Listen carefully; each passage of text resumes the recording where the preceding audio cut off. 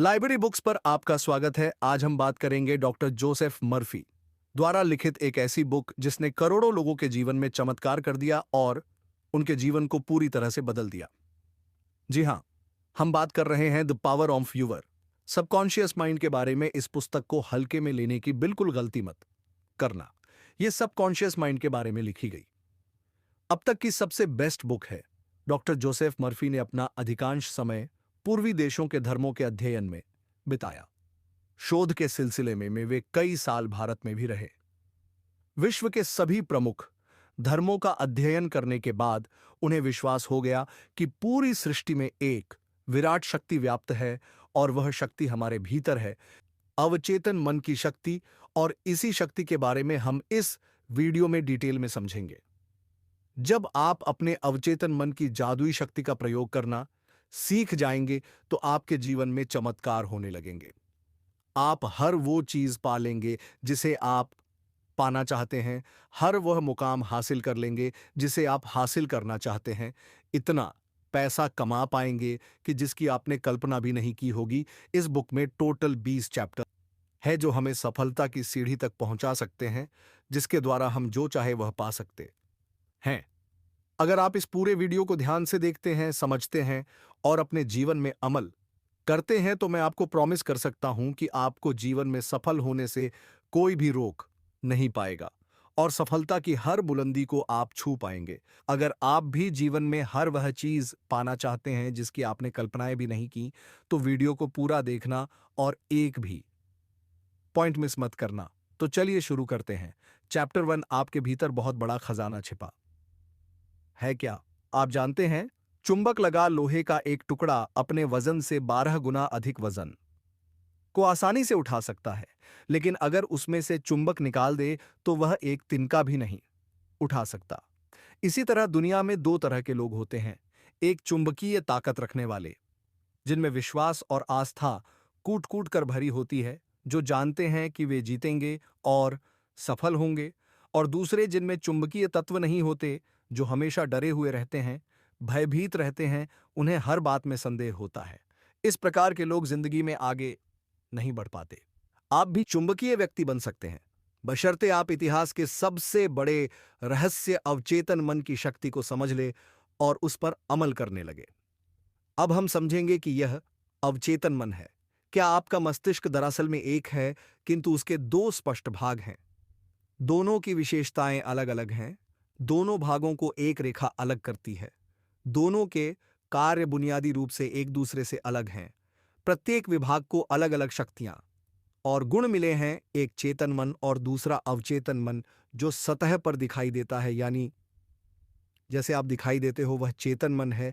और जो आपके अंदर का मन, जो आपके अंदर है, जो आइंदे दिखाई नहीं देता, वह अवचेतन मन है।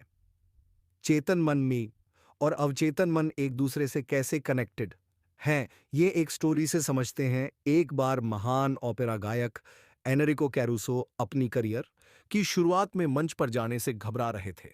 डर के मारे उनके गले की मांसपेशियां ही ठक गई। उनका चेहरा पसीने से तरबतर हो गया। वे शर्म और घबराहट में मंच के पीछे चले गए। कुछ ही पल बाद उन्हें हजारों लोगों के सामने परफॉर्म करना था, लेकिन पब्लिक को देखकर उन पर डर की भावना हावी हो गई। उन्होंने कांपते हुए कहा, मैं नहीं गा सकता, सब लोग मुझ पर हंसेंगे। वे अपने ड्रेसिंग रूम में जाने के लिए मुड़े। तभी अचानक वे रूक कर चिल्लाए, भाग जाओ, डर तुम्हें भागना ही होगा, भागना होगा, भागो यहां से। वे दोबारा मंच पर गए और सीना तान कर खड़े हो गए और उन्होंने ऐसे गाया कि सुनने वालों का दिल जीत लिया। इस स्टोरी से हमने क्या सीखा? जब आपका चेतन मन डर, चिंता और तनाव से भर जाता है तो आपके अवचेतन मन में भी नकारात्मक भाव प्रवाहित होने लगते हैं, और यही नकारात्मक भाव चेतन मन में दहशत, आशंका और निराशा भर देते हैं। जब कभी आपके साथ ऐसा हो तो एनरिक कैरूसो की तरह आप भी अपने चेतन मन के नकारात्मक विचारों के समक्ष पूरे साहस और विश्वास के साथ डटकर खड़े हो जाए और अपने मन में कहे, मैं पूर्णतः नियंत्रण में हूं, मैं यह काम आसानी से कर सकता हूं। यह बहुत आसान है। जब आप चेतन मन को इस तरह आदेश देंगे तो आपका अवचेतन मन शांति और सद्भाव से भर जाएगा और आपके अंदर जोश, उत्साह और शक्ति आ जाएगी और आपको ऐसे परिणाम मिलेंगे जो आपने सोचे भी नहीं। होंगे। मान लीजिए कि आपका मस्तिष्क एक बगीचा है और आप उस बगीचे के मालिक हैं। अब आपके बगीचे में कौन सी फसल उगेगी? ऑब्वियसली आपके बगीचे में वही फसल उगेगी जिसके बीज आप उसमें बोएंगे। उसी तरह हम भी अपने मस्तिष्क के बगीचे में दिन भर अपने विचारों के बीज बोते हैं। अब यह विचारों के बीज आते कहां से हैं? ये उत्पन्न होते हैं हमारी आदतों से। अगर आप कांटे बोते हैं तो क्या आप अंगूर मिलेंगे? कंटीली झाड़ियां बोएंगे तो क्या अंजीर की फसल मिलेगी? जैसे विचारों की बुवाई आप अपने मस्तिष्क में करते हैं वैसे ही परिणाम आपको मिलते हैं।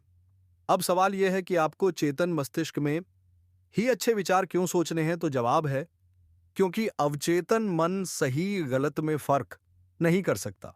यह तो बस चेतन मन द्वारा सोचे गए विचारों को अस्तित्व देने का काम करता है, चाहे वह सही हो या गलत। यह बहुत ही इंपॉर्टेंट लाइन है। अगर एक बार में समझ ना आई हो तो बैक जाकर दोबारा सुन लेना। फॉर एग्जाम्पल, अगर कोई इंसान है जो किसी पर बहुत ज्यादा गुस्सा है और उसका गुस्सा इस हद तक बढ़ गया कि वह उसका का खून करना चाहता है और बार बार बोलता रहता है मैं उसको मार डालूंगा, मैं उसको मार डालूंगा, उसका खून कर दूंगा, बार बार यही बातें बोलने की वजह से ये सारी बातें उस इंसान की अवचेतन मन पर अंकित हो जाएगी और अल्लाह दीन के चिराग से उत्पन्न हुए जिनकी तरह उसका अवचेतन मन बोलेगा जो हुक्म मेरे आका, और वह ऐसी परिस्थितियां उत्पन्न कर देगा कि वह इंसान एक दिन सचमुच खून कर देगा। अब किसी का खून करना यह तो बहुत बुरी बात है। तो अवचेतन मन ने उसे यह सब करने से रोका क्यों नहीं?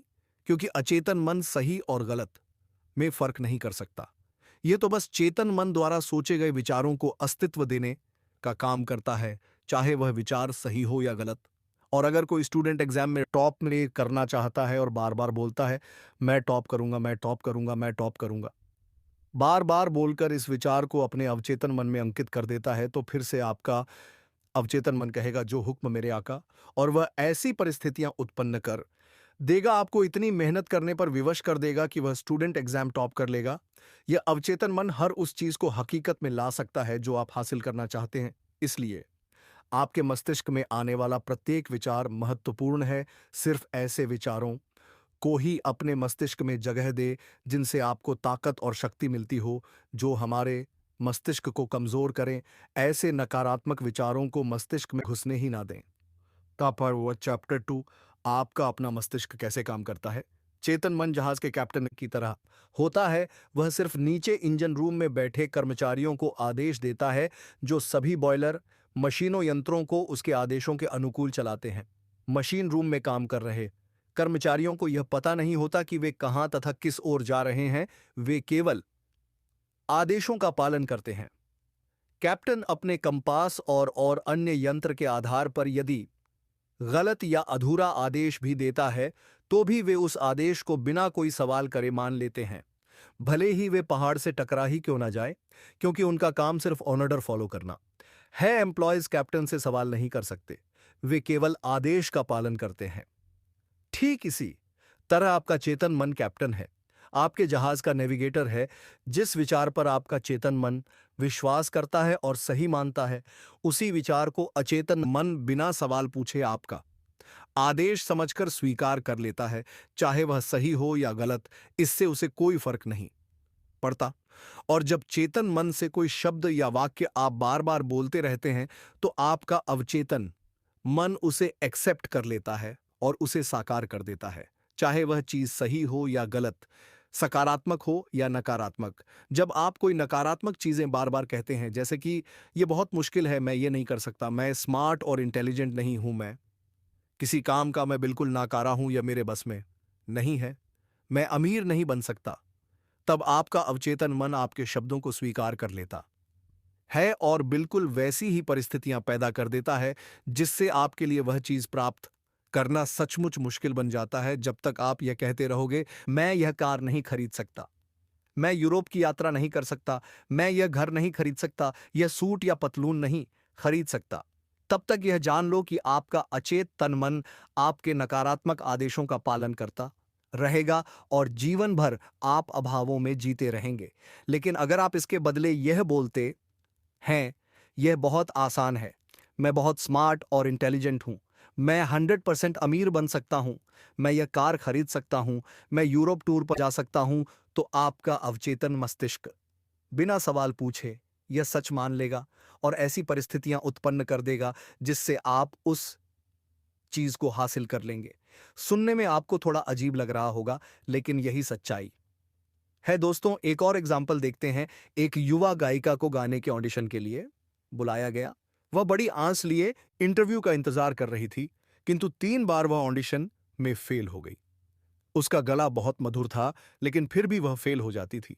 क्यों?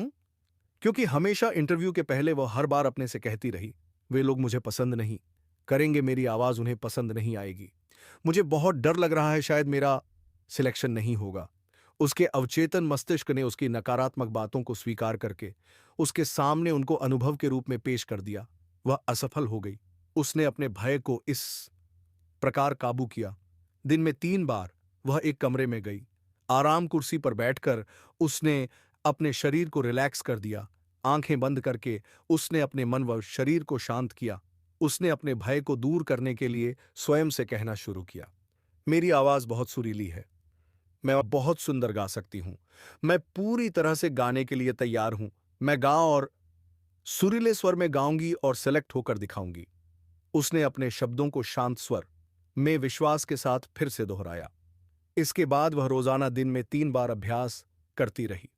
प्रत्येक सेटिंग में वह 5 से 10 बार वही वक्तव्य दोहरा रही। महीने के अंत तक वह पूरे जोश और विश्वास के लिए तैयार हो गई, और जब उसे फिर से ऑडिशन के लिए बुलाया गया तो उसने बहुत ही सुरीली आवाज में गाना गाया। उसका सिलेक्शन कर लिया गया। अगर आप भी कभी जीवन में ऐसी परिस्थिति का सामना करते हैं तो इस टेक्निक का इस्तेमाल आपने जरूर करना चाहिए। 100% आप सफल हो जाएंगे। चैप्टर 3, आपके अवचेतन मन की चमत्कारी शक्ति। अमेरिकी मनोविज्ञान के पितामह विलियम जेम्स ने कहा है कि दुनिया को हिलाने की शक्ति आपके अवचेतन मन में है। जो कुछ आप अवचेतन मन पर अंकित करते हैं, अवचेतन मन उसे पूरा करने के लिए जमीन आसमान एक कर देता है। इसलिए आपको इसमें सही और सकारात्मक विचार अंकित करने चाहिए। आपने कई बार रियलाइज के लिए आपको सुबह 4 बजे उठना हो तो उस टाइम आप 4 बजे का अलार्म लगाते हैं और सो जाते हैं, लेकिन सुबह 4 बजे का अलार्म बजने से कुछ मिनट या कुछ सेकंड्स पहले ही आपकी नींद खुल जाती है। ऐसा क्यों होता है? क्योंकि आपका अवचेतन मस्तिष्क बहुत पावरफुल होता है, और जब आप सोने गए थे तो सोने से पहले आपने मन में कहा था कि मुझे कल सुबह 4 बजे उठना है। आपके अवचेतन मन पर वह बात अंकित हो गई और आपका अवचेतन मस्तिष्क काम पर लग गया, और अलार्म बजने से कुछ सेकंड या मिनट पहले ही उसने आपको उठा दिया। यही टेक्निक आप बहुत बड़ी बड़ी चीजें पाने के लिए भी आजमा सकते हैं। आपको बस करना यह है कि रोज रात को सोने से पहले बेड पर ही पड़े पड़े अपने बॉडी को रिलैक्स या शिथिल करना है, आंखें बंद करनी है और अपने अवचेतन मन को सुझाव देने हैं। यह सुझाव वो हो सकते हैं जो आप चाहते हैं या फिर हासिल करना चाहते हैं। जैसे अगर आप अपने व्यवसाय में सफल होना चाहते हैं तो आप बोल सकते हैं, दिन रात में अपनी सभी रुचियां में समृद्ध हो रहा हूं, मेरा बिजनेस डे बाय डे बहुत अच्छा चल रहा है, मेरे पास बहुत सारा पैसा आ रहा है, मैं अमीर बन रहा हूं, दुनिया की सारी खुशियां मुझे मिल रही है, मैं पूर्ण आदर्श सशक्त शक्तिशाली प्रेम पूर्ण सामंजस्यपूर्ण और खुश हूं। ऐसा आपको लगातार 21 दिन तक करना है, और उसके बाद आपको इसकी आदत हो जाएगी और आप जानकर हैरान हो जाएंगे कि आपके जीवन में ऐसे चमत्कार होने लगेंगे जिसकी आपने कल्पना भी नहीं की होगी। अपने अवचेतन मन को खुशी, समृद्धि, प्यार, आनंद, जोश और उत्साह देने वाले विचारों से भरे। इससे क्या होगा कि जो आपके नकारात्मक जहरीले विचार जो अड्डा जमाए बैठे हैं, वे अंततः हमेशा के लिए बाहर निकल जाएंगे। हाँ, लेकिन इसके लिए आपको सतत प्रयास करना होगा, और एक बार जब आपको इसकी आदत हो जाएगी तो फिर आपका फर्श से अर्श तक का सफर शुरू हो जाएगा। याद रखें, जैसे पानी पाइप में जाकर उसका आकार लेकर बहने लगता है, ठीक उसी प्रकार जीवन भी आपके अंदर के विचारों के अनुरूप ही बहता है। चैप्टर 4, प्राचीन काल में मानसिक उपचार। प्राचीन समय में जब आज की तरह बड़े बड़े हॉस्पिटल्स नहीं थे, तब भी लोगों का बीमारियों से इलाज किया जाता था और लोग अपनी बीमारियों से ठीक भी हो जाते थे। उस समय मनुष्यों को बीमारी से ठीक करने का ज्ञान पुजारियों और धर्मगुरुओं तक ही सीमित था। लोग विश्वास करते थे कि ईश्वर ने उन्हें कुछ विशेष शक्तियां दी हैं जिनके द्वारा वे उपचार कर सकते हैं। यह पुजारी और धर्मगुरु इलाज करने के लिए मंत्रों का, तावीज का, अंगूठियों या स्मृति चिन्हों का प्रयोग किया करते थे। जब कोई बीमार हो जाता तो लोग उन्हें इन पुजारियों या धर्मगुरु के पास ले जाते और वे सिर्फ मंत्रों और ताबीज के सहारे ही उनका इलाज कर देते थे और रोगी ठीक भी हो जाता था। क्या आपको लगता है कि वे रोगी सिर्फ ताबीज या मंत्रों की वजह से ही ठीक होते थे? ऑथर कहते हैं कि वे सिर्फ मंत्रों या ताबीज की वजह से नहीं बल्कि अवचेतन मन की शक्ति से ठीक होते थे। जैसा कि हमने पहले देखा कि लोग उन पुजारियों में, धर्मगुरुओं में विश्वास करते थे कि वे उनका इलाज कर देंगे। उनकी आस्था बहुत ज्यादा होती थी।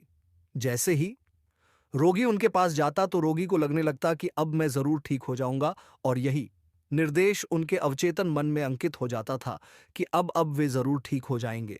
और जैसे हमने इससे पहले ही समझा है कि अवचेतन मन में जो विचार अंकित हो जाता है वह हकीकत का रूप ले लेता है, और इसी वजह से वे रोगी ठीक भी हो जाते थे। हमारा अवचेतन मन इतना पावरफुल है कि यह हर बीमारी का इलाज कर सकता है। आपकी आस्था जितनी ज्यादा होगी, आपको परिणाम भी उतनी ही जल्दी मिलेगा।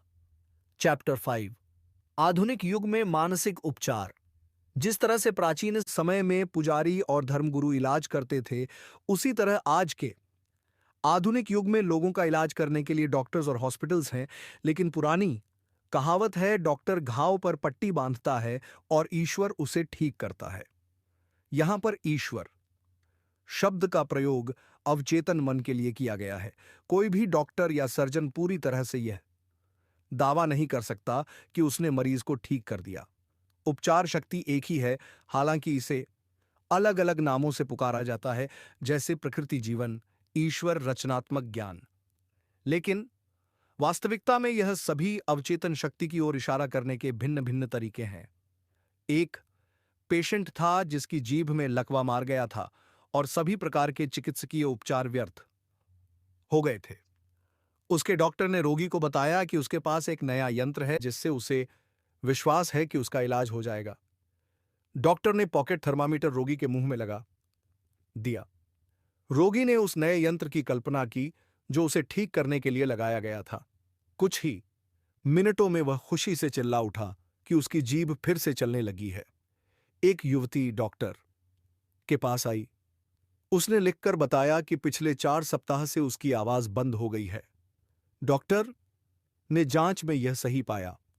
डॉक्टर ने उसे बताया कि गुम हुई आवाज कभी कभी बिजली के प्रयोग से लौट आती है और यह तरकीब आसानी से सुझाव के प्रभाव से भी की जा सकती है।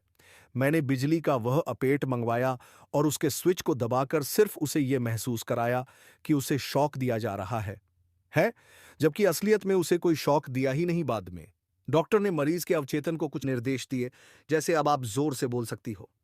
डॉक्टर ने उसे ए अक्षर दिखाया, फिर बी, और बाद में मारिया। वह धीरे धीरे बोलने लगी। गुम हुई आवाज लौट आई।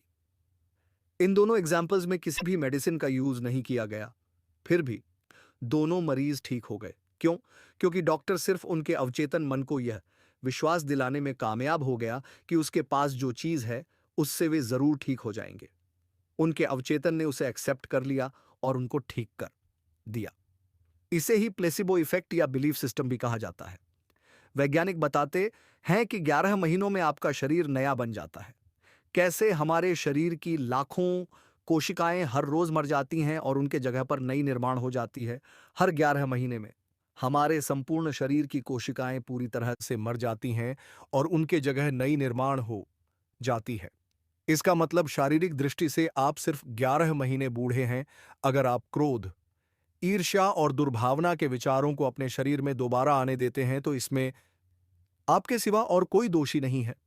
जैसे अंधेरे से छुटकारा पाने का तरीका रोशनी है, ठंड से उभरने का तरीका गर्मी है, वैसे ही नकारात्मक सोच से उभरने का तरीका सकारात्मक विचार रखना है। अच्छाई की घोषणा करें, बुराई अपने आप गायब हो जाएगी। चैप्टर 6, मनचाहे परिणाम कैसे प्राप्त करें। आपके अवचेतन मन को सराबोर करने का सबसे अच्छा समय सोने से ठीक पहले और जागने के ठीक बाद का होता है। ऐसा इस कारण है क्योंकि अवचेतन सोने से ठीक पहले और जागने के ठीक बाद सबसे ज्यादा सशक्त होता है। इस अवस्था में वे नकारात्मक विचार और तस्वीरें नहीं रहती हैं जो आपकी इच्छा को नकार हैं और आपके अवचेतन मन द्वारा उनकी स्वीकृति को रोकती हैं। जब आप मनोकामना पूरी होने की वास्तविकता की कल्पना करते हैं और उपलब्धि का रोमांच महसूस करते हैं, तो आपका अवचेतन आपकी मनोकामना पूरी कर देता है। सेहत की भावना से सेहत उत्पन्न होती है, दौलत की भावना से दौलत उत्पन्न होती है। अब आप बताइए कि आपकी भावना कैसी है। कल्पना आपकी सबसे बड़ी आंतरिक शक्ति है। अच्छी और सुंदर चीजों की कल्पना करें। आप वैसे ही हैं जैसी आप खुद के बारे में कल्पना करते हैं।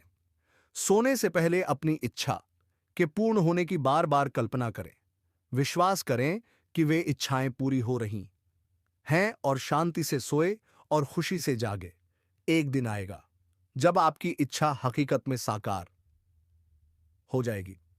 याद रखें, अगर आपके जीवन में कोई समस्या है तो आप अपनी किसी भी समस्या का उत्तर बताने की जिम्मेदारी सोने से पहले अपने अवचेतन मन को सौंप दें।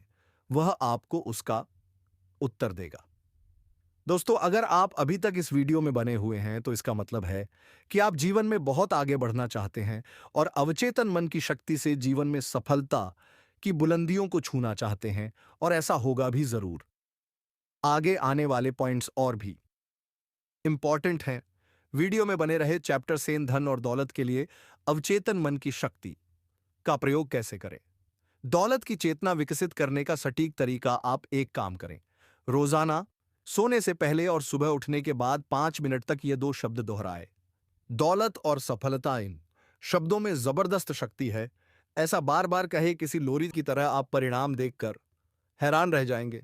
दौलत बड़े हिमखंडों की तरह आपकी ओर प्रवाहित होगी। लेखक बताते हैं कि एक बहुत चिंतित बिजनेसमैन मेरे पास आया।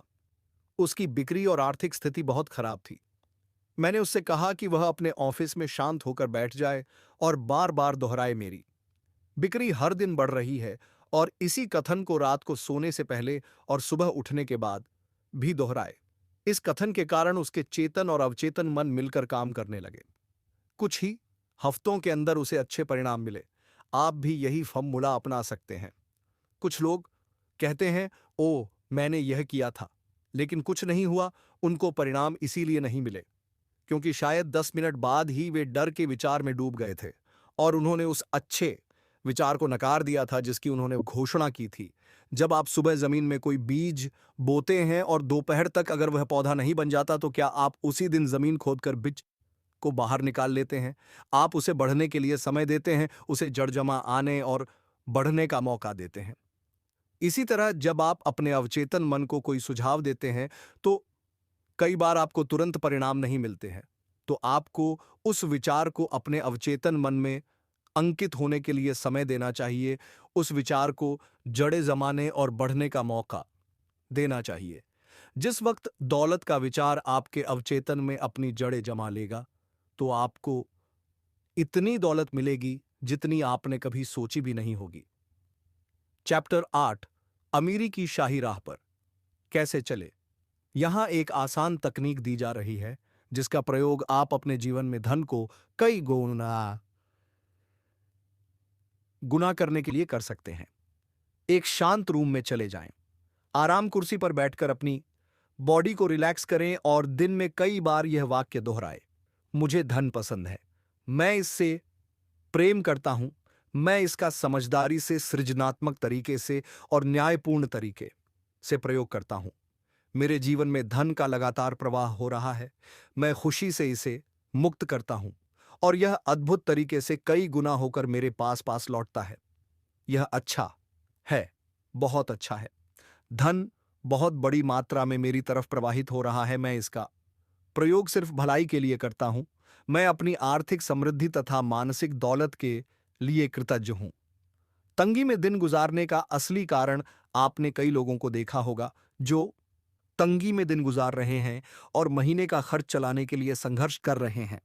उन्हें अपने खर्च पूरे करने के लिए बहुत जूझना पड़ता है। क्या आप जानना चाहते हैं कि उनके साथ ऐसा क्यों होता है?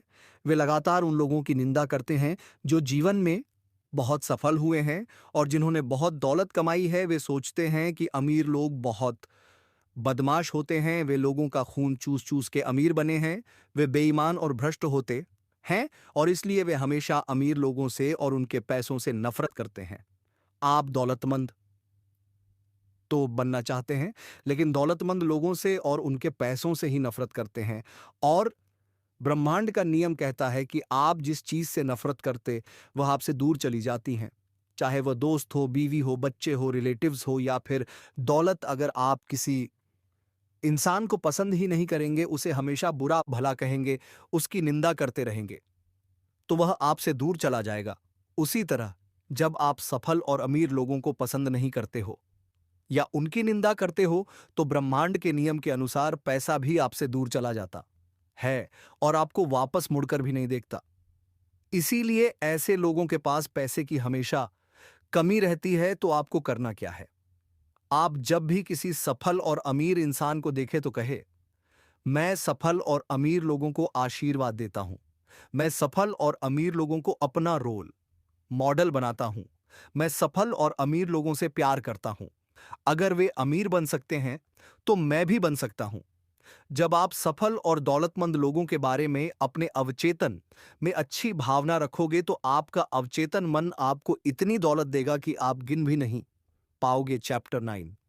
आपका अवचेतन मन और वैवाहिक जीवन आदर्श पति को कैसे आकर्षित करें। अगर आपने इससे पहले के अध्याय ध्यान से समझ लिए हैं तो अब तक आप जान चुके होंगे कि आपका अवचेतन मन कैसे काम करता है। आप जानते हैं कि आप इस पर जो भी छाप छोड़ेंगे वह बाहरी जगत में साकार हो जाएगा। अगर आप एक महिला हैं और आदर्श पति को आकर्षित करना चाहती हैं तो इसी समय अपने अवचेतन मन पर उन गुणों और लक्षणों की छाप छोड़े जो आप अपने होने वाले पति में चाहते हैं। यहां एक उत्कृष्ट तकनीक दी जा रही है जिसके द्वारा आप आदर्श पति को आकर्षित कर सकती हैं। रात को कुर्सी पर बैठ जाए, आंखें बंद कर ले, शिथिल हो जाए, शरीर को पूरी तरह ढीला छोड़ दें, बहुत शांत, निष्क्रिय और ग्रहणशल बन जाए। अपने अवचेतन मन से बात करें और कहें, मैं एक ऐसे पुरुष को आकर्षित कर रही हूं जो ईमानदार, सच्चा, वफादार, निष्ठावान, शांत, खुश और समृद्ध है। मैं जानती हूं कि मैं उसकी शांति और सुख को बढ़ा सकती हूं। वह मेरे आदर्शों से प्रेम करता है और मैं उसके आदर्शों से प्रेम करती हूं। वह मुझे बदलकर नया नहीं बनाना चाहता है, ना ही मैं उसे बदलकर नया बनाना चाहती हूं। हमारे बीच आपसी प्रेम, स्वतंत्रता और सम्मान है। आदर्श पत्नी को कैसे आकर्षित करें? अपनी आदर्श पत्नी को आकर्षित करने के लिए नीचे दी गई सकारात्मक घोषणा करें। मैं ऐसी महिला को आकर्षित कर रहा हूं जिसके साथ मेरा बहुत अच्छा तालमेल होगा। यह महिला ऐसी है जिसके साथ मेरी जोड़ी आदर्श रहेगी।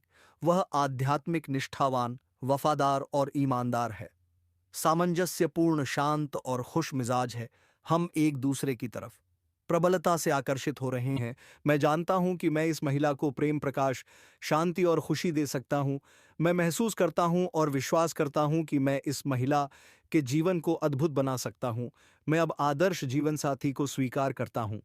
मानसिक रूप से अपनी पत्नी की वैसी तस्वीर बनाए जैसी उसे होना चाहिए। खुश, सुखी, स्वस्थ और सुंदर अपने पति को उस तरह देखें जैसा उसे होना चाहिए। सशक्त, शक्तिशाली, प्रेम पूर्ण, सद्भावना पूर्ण और दयालु मानसिक तस्वीर देखते रहेंगे तो आप अनुभव करेंगे कि आपका वैवाहिक जीवन स्वर्ग बन चुका है जो सद्भाव और शांति से भरा है। चैप्टर 10। मन से हमेशा युवा कैसे रहे। आप उतने ही युवा हैं जितना खुद को मानते हैं। मैं हर कुछ सालों में लंदन के कैट हॉल में भाषण देता हूं। ऐसे ही एक भाषण के बाद एक सर्जन मुझसे मिलने आया।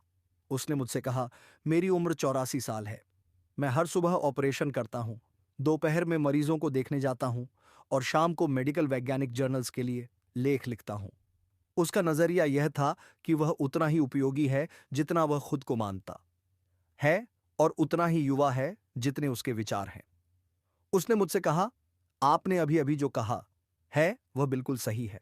व्यक्ति उतना ही युवा होता है जितना वह खुद को मानता है, उतना ही मूल्यवान होता है जितना वह खुद को समझता है।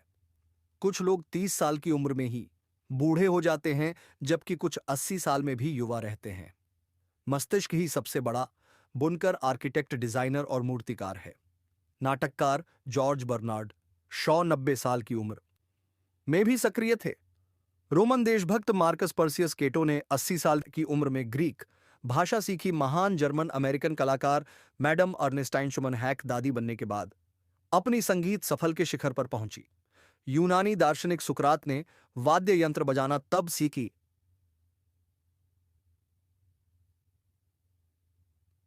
सीखा जब वे 80 साल के थे। माइकल एंजेलो 80 साल की उम्र में अपने सबसे महान कैनवास पर पेंटिंग करते थे। 80 साल की उम्र में सीओ सायम नाइट्स ने कविता का पुरस्कार जीता। लियोपोल्ड वन रैके ने अपनी हिस्ट्री ऑफ थे वर्ल्ड शुरू की, जिसे उन्होंने 92 साल की उम्र में पूरा किया। अल्फ्रेड लॉर्ड टेनिसन ने 83 साल की उम्र में अपनी बेहतरीन कविता क्रॉसिंग द बार लिखी। आइजक न्यूटन 85 साल की उम्र में भी बहुत मेहनत करते थे। लोगों को एक महान सच्चाई याद रखनी चाहिए, इंसान अपने दिल में जैसा सोचता है वैसा ही वह होता है। आप बूढ़े तब होते हैं जब आप जीवन में दिलचस्पी खो देते हैं और सपने देखना छोड़ देते हैं। तो हमेशा जवान बने रहने का एक ही तरीका है दोस्तों, जो हमारे चैनल का नाम भी है। जी हाँ, सपने देखते रहिए, क्योंकि सपने सच होते हैं। और अंत में जाते जाते पूरे किताब का सार आपको सिर्फ एक लाइन में दे रहा हूं, और वह लाइन है, इंसान जैसा अपने अवचेतन मन में सोचता है वैसा ही जीवन में बन जाता है। दोस्तों, यह बुक इतनी बढ़िया है कि इसे सिर्फ एक बार पढ़ने से कुछ नहीं होगा, बल्कि इसे बार बार पढ़ा जाना चाहिए, ताकि इस बुक का कंटेंट हमारे दिल और दिमाग की गहराई में पहुंच सके और हम अवचेतन मन की शक्ति का ज्यादा से ज्यादा फायदा उठा पाए तथा अपने जीवन को एक नए मुकाम पर ले जाएं। इस बुक में टोटल 232 पेजेस हैं, लेकिन मैंने इस बुक को सराइज करके सिर्फ 30 पेजेस की एक छोटी सी ई बुक बनाई है, जिसमें इस वीडियो में कवर किए पॉइंट्स के साथ साथ वो सारे पॉइंट्स डिटेल्स में कवर किए गए हैं जो इस वीडियो में कवर नहीं हो पाए हैं। और इसका कोई फिक्स रेट नहीं है। मिनिमम चार्ज सिर्फ ₹1 है और मैक्सिमम कोई लिमिट नहीं है, जिसकी लिंक आपको डिस्क्रिप्शन में मिल जाएगी। और अगर आप इस 232 पेजेस के कंप्लीट बुक को पढ़ना चाहते हैं तो उसकी भी लिंक डिस्क्रिप्शन में मिल जाएगी। तो ठीक है दोस्तों, फिर से मिलेंगे आपको एक बेहतरीन वीडियो के साथ। तब तक अपना ख्याल रखिए, हंसते रहिए दोस्तों। मुझे उम्मीद है यह वीडियो आपको पसंद आया होगा। यह वीडियो आपको कैसा लगा कमेंट सेक्शन में जरूर बताना, और पसंद आए तो लाइक जरूर कर देना। सपने सच होते हैं इस चैनल को सब्सक्राइब जरूर कर लेना, क्योंकि ऐसी ही बुक सीरीज हम आपके लिए लाते रहते हैं। वीडियो को शेयर करना ना भूले और सपने देखते रहिए, क्योंकि सपने सच होते हैं।